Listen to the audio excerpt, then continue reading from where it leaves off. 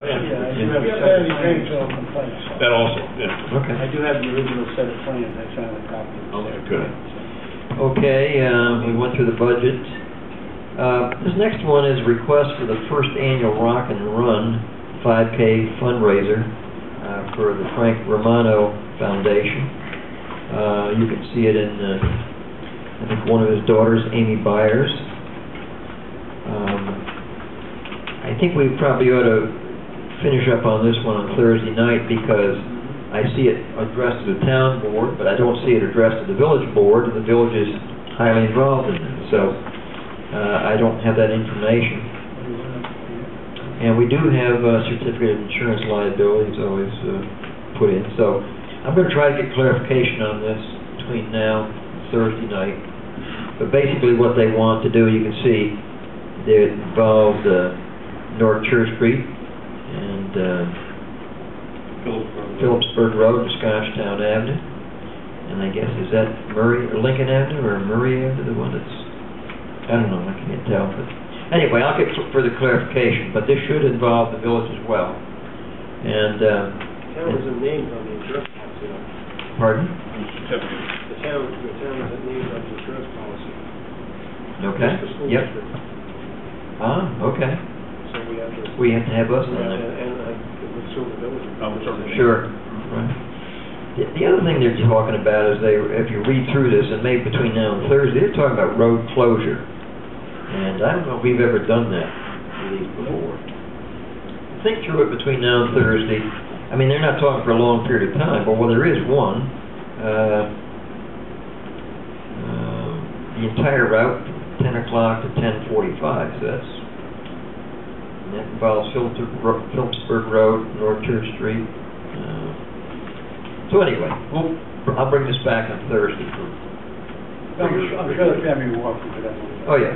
Yeah.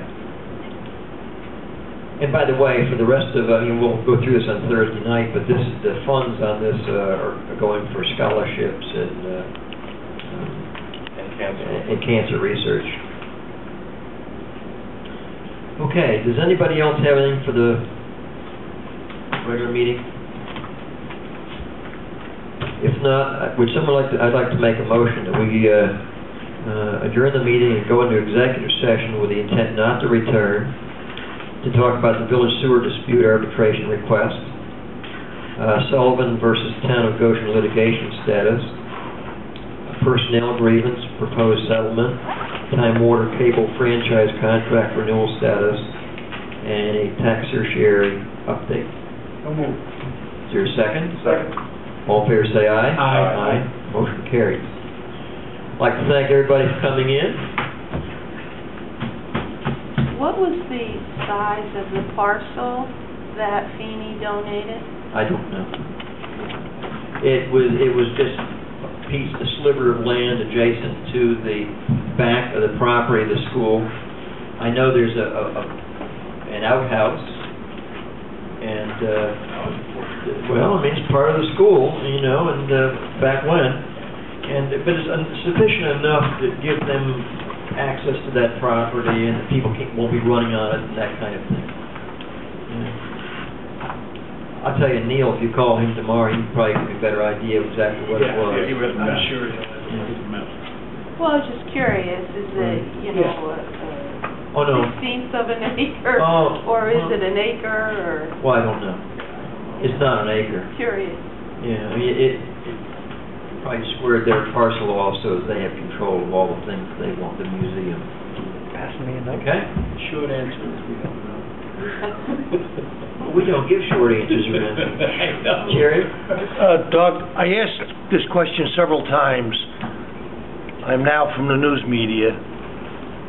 I've asked this question several times about whether or not the Honorable Catherine Bartlett de Prospo is going to recuse herself from hearing the 13 tax certiorari's. I also see that the town of Chester has also made a request that the Honorable Judge Bartlett recuse herself on one of the cases down there due to a conflict, I believe, because she was the county attorney at one point and then became the administrative aide to the county executive. Have we gotten an answer whether she's going to recuse or not?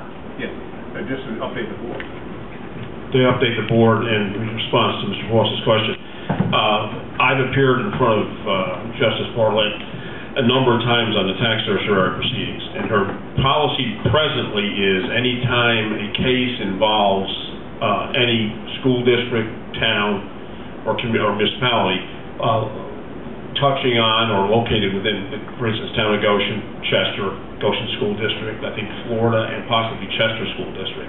She has indicated to the litigants, the attorneys, that if they have any concern whatsoever, by the mere asking in written form by letter, she will recuse herself from handling or participating in that case. In some instances, the attorneys have indicated they're going to submit written requests, and she's going to honor them. Other instances, there were attorneys who indicated that they did not feel that it rose to the level that concerned them or their clients, and that they had no objection in her sitting on the case.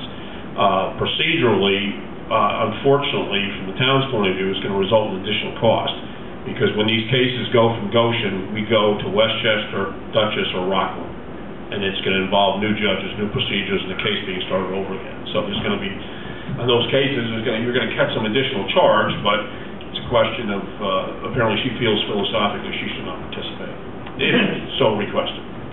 Dennis, if you can answer this. Sure. The biggest tax certiorari's, I believe, other than Turi, which she's not involved in, would be the Mine Wall tax certiorari. Have they asked to have venue moved? I have been told by their attorney that they intend to do that.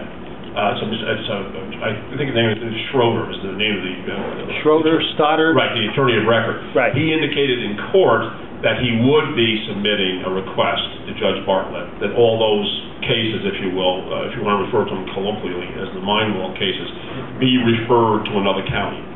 And Bartlett acknowledged that she, if received, she would honor that request, and those cases would be so transferred. But that's not to belabor this, but is there case law or opinions that have guidelines for a judge in this kind of a situation?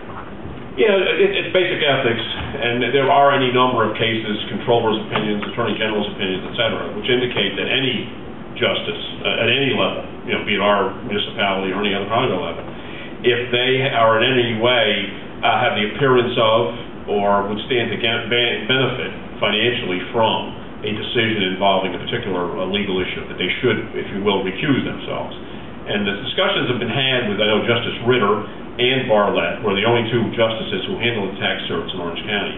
And I think it's fair to say that they're both sensitive to that. They're making it known to the litigants now, because in fairness, like this gentleman Schroeder, he came from Long Island. He had no idea of the background, the residency, et cetera, whereas some of the local bar, the attorneys, would know. And so I want to say it's about 3 weeks ago where they started an open court acknowledging that this issue existed, and it was being brought to the attention of all the litigants, just in case there was someone present, either from out of the area or out of state, in fact, who might not be aware of this potential conflict. And if, again, any of you have already had ethics courses of any type whatsoever, you always err on the side of caution. If in doubt, you take yourself out of the position or recuse yourself. And I think that's what is happening with the justices. Not to pick on one or the other, but even Justice Ritter, if you remember, when we started the Turi litigation, that was one of the first things he made known to counsel, was that he did reside in the district, and if there was any concern about his impartiality, he would be more than willing to step aside or have the case transferred. The attorneys in that instance did not feel that was warranted at that time, and he proceeded to handle the case. And again, that's the impression I get, is how it's being handled now by all the particular judges in the 9th Judicial District, not only this county but other counties. In fact, we have almost a reciprocal agreement with some of the other justices, whose names escape me at the moment, as to where these cases are going physically in the event the request is made.